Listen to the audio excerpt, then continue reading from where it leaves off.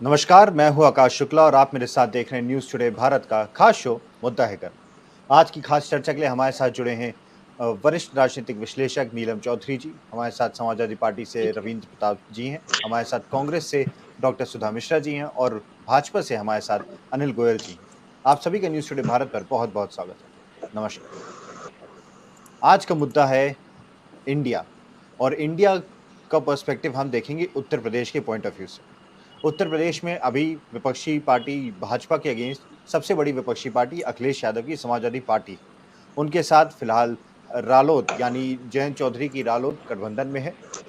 मैं गोयल जी के पास चलूँगा। गोयल जी, आपसे मैं इस पे जवाब चाहूँगा। रविंद्र जी ने कहा है कि कई दिग्गज नेता अलग-अलग पार्टियों के एक तरह से कह चुके हैं कि वो सिर्फ़ सत्ता के लिए एक साथ नहीं आ रहे हैं, बल्कि भाजपा की जो अराजक सरकार है उसको हटाने के लिए साथ आए हैं। इस पे आप क्या कहना चाहेंगे सर? नहीं देखो, बड़ी हास्यास्पद बात है कि सत्ता के लिए नहीं आ रहे, भाजपा को हटाने के लिए आ रहे हैं। तो भाजपा को हटेगी तो सत्ता इन्हें मिलेगी मिलेगी ना। इतना जनता को बेवकूफ क्यों समझ रहे हैं? ये निश्चित तौर पर सत्ता के लिए आ रहे हैं, सत्ता प्राप्ति के लिए आ रहे हैं, सत्ता पर कब्जा करने के लिए आ रहे हैं। ये देश की सेवा के बारे में इनका इनकी बात में भाजपा हटाना है, देश की सेवा नहीं है। भाजपा को हटाना इनकी प्राथमिकता है, ना कि देश की सेवा प्राथमिकता। और भाजपा को हटाना या भाजपा को लाना वो इनका काम नहीं है, वो काम है देश की जनता। देश की जनता जिसको लाएगी वो शासन करेगा, वो सत्ता पर बैठेगा। ये तो अपने आप को ये समझ बैठे कि हम भाजपा को हटाएंगे। ये किस गलत फहमी के शिकार हैं, ये भगवान मालिक है।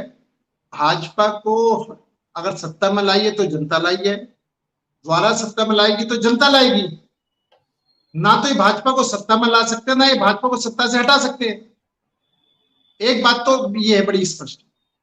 दूसरी बात क्या है कि अगर इनकी पार्टी में दमखम होता तो अपनी पार्टी का नाम इंडिया नहीं रखते, जो कि गैर संवैधानिक नहीं रख सकते।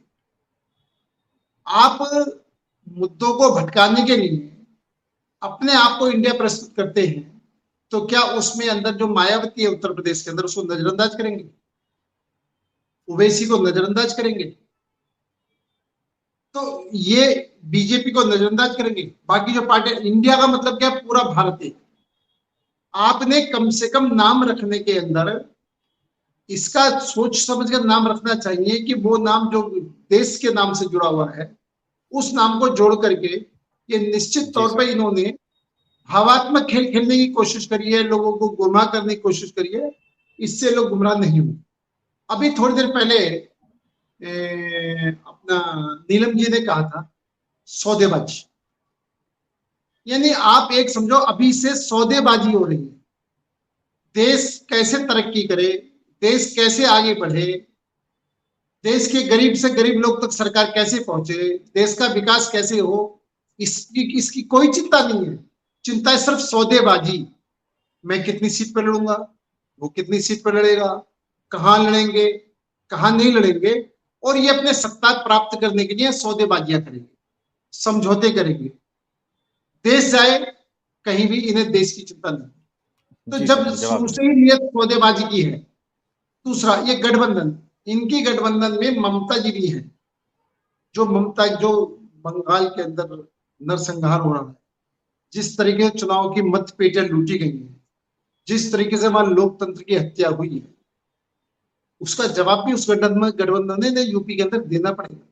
कि क्या यूपी में बंगाल वाला राज चाहते हैं क्या, या यूपी में आज योगी वाला राज चाहते हैं, जो कानून व्यवस्था नाम की कोई चीज है। ये इसको भी इनको जवाब देना पड़ेगा। जी सर, मैं इनको ये जवाब भी दूँगा। जवाब देना पड़ेगा कि राम मंदिर के ऊपर, राम मंदिर के अनुयायियों पर लाठीचार्ज करवाने वालों की सरकार चाहिए, या वहां पर राम मंदिर बनाने वाली सरकार। जनता इससे दिन से जवाब पूछेगी कि उन राम सेवकों का क्या कसूर था जिन पर आपने गोलियां चलवाई। तो ये निश्चित तौर पर आगे जनता इनसे जवाब मांगेगी। और ये एक सिर्फ सत्ता प्राप्ति का गठबंधन है। और सत्ता प्राप्ति गठबंधन में एक बात बड़ा स्पष्ट है कि जी। अभी इस पर भी इनके झगड़े होंगे अखिलेश यादव जी में और जयंत चौधरी के अंदर और कांग्रेस के अंदर, कि भाई किसको कितनी सीट दी जाए, कितनी सीट दी नहीं जाए, कहां से लड़ा जाए, कहां से नहीं लड़ाया जाए। निश्चित तौर पर इनके इस बात के झगड़े होंगे। और ये झगड़े अगर हों देश हित के अंदर, ये झगड़े में देश कैसे बचे, देश कैसे आगे बढ़े, उस पर इनकी चर्चा नहीं। जवाब ले लेते हैं, हम जवाब ले लेते हैं सर, फिर आप जी मैम। गोयल जी, पहले आप सुधा जी की बात का जवाब दीजिए। जी सर, फिर हम लोग नीलम जी के पास चलेंगे। सर आपका माइक म्यूट है। पार्टियों को जोड़ रहे, हड़बड़ाहट हमारे अंदर नहीं है, हड़बड़ाहट विपक्षी दलों के अंदर है। अगर हमारे साथ कुछ राजनीतिक दल आकर के जुड़ रहे हैं तो हमारा इतना बड़ा दिल है कि हम सबको साथ लेकर चले। हम पिछले चुनाव के अंदर भी पूर्ण बहुमत होने के बाद भी हमने गठबंधन धर्म निभाया। हमने उन सब साथियों को बराबर की मतलब जिम्मेदारियां दी हैं कि किसी जिम्मेदारी से उनको अकेला नहीं छोड़ा। इसलिए ये जो बातें कह रहे हैं कि अपने गिरहवान में झांके और अपनी बात दूसरे का नाम लेकर ना कहें, अपना नाम लेकर कहें कि हड़बड़ाहट है तो कांग्रेस में हड़बड़ाहट है, हड़बड़ाहट है तो विपक्षी दलों के अंदर हड़बड़ाहट। अब ये मणिपुर की चर्चा कर रहे हैं। निश्चित तौर पर मणिपुर में जो हुआ वो दुखद है और हम बिल्कुल स्पष्ट है कि जो भी दोषी हैं किसी कीमत पर बख्शे नहीं जाएंगे। हम कोई मणिपुर का बचाव नहीं कर रहे, लेकिन जब ये सिर्फ मणिपुर का नाम लेते हैं, राजस्थान के नाम के ऊपर इनके मुंह में दही जम जाती, बंगाल पर इनकी दही जम जाती है। मणिपुर आपको टोके आप बोलने में चुप हो जाता हूँ। मणिपुर की घटना का हम विरोध करते हैं, बहुत शर्मनाक घटना है, किसी को भी नहीं बख्शा जाएगा। लेकिन मैं विपक्षी दलों से कहता हूं, जब आप देश की बात करते हैं तो देश में राजस्थान भी है, देश में बंगाल भी है, देश के अंदर बिहार भी है, जिसके अंदर ये सब हो रहा है। इस सब पर भी आपको बोलना होना चाहिए। जैसे हम निसंकोच कह रहे हैं कि मणिपुर के अंदर जो कुछ हो रहा है वो शर्मनाक है, जवाब ले लेते हैं, हम उसकी जिम्मेदारी लेते हैं।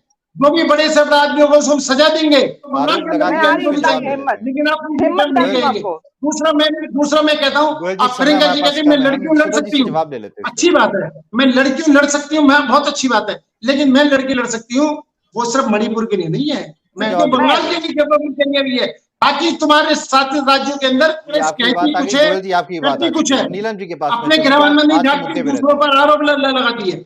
ये कांग्रेस का सबसे बड़ा जो है बैकअप है कि वो किसी कीमत पे सुनने को तैयार नहीं है।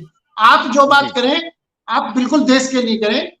अगर मणिपुर में गलत हुआ है हम उसकी जिम्मेदारी से नहीं भाग रहे, हम उसकी जिम्मेदारी स्वीकार कर रहे हैं, लेकिन अगर राजस्थान में गलत हो रहा है तो उसकी जिम्मेदारी आपको भी स्वीकार करनी चाहिए।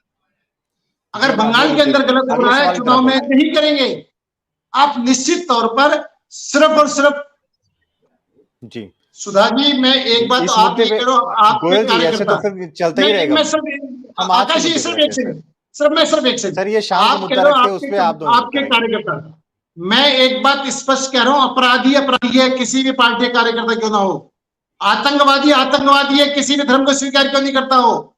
आप ये भाजपा के कार्यकर्ता कह करके अपराधी अपना अपराध से नहीं बच सकता। अगर कोई भी अपराधी राजस्थान सरकार का काम हो सजा दे। अनिल भाई, यही बात तो मैं कह रही हूँ, लेकिन आप भाजपा का नाम लेकर के उस अपराध को कम मत करो। गोयल जी चलिए, अब अपराधी किसी पार्टी के वो अपराधी है, उस अपराधी को सजा मिलनी चाहिए। मान गए। गोयल जी आप क्या जवाब देना चाहेंगे?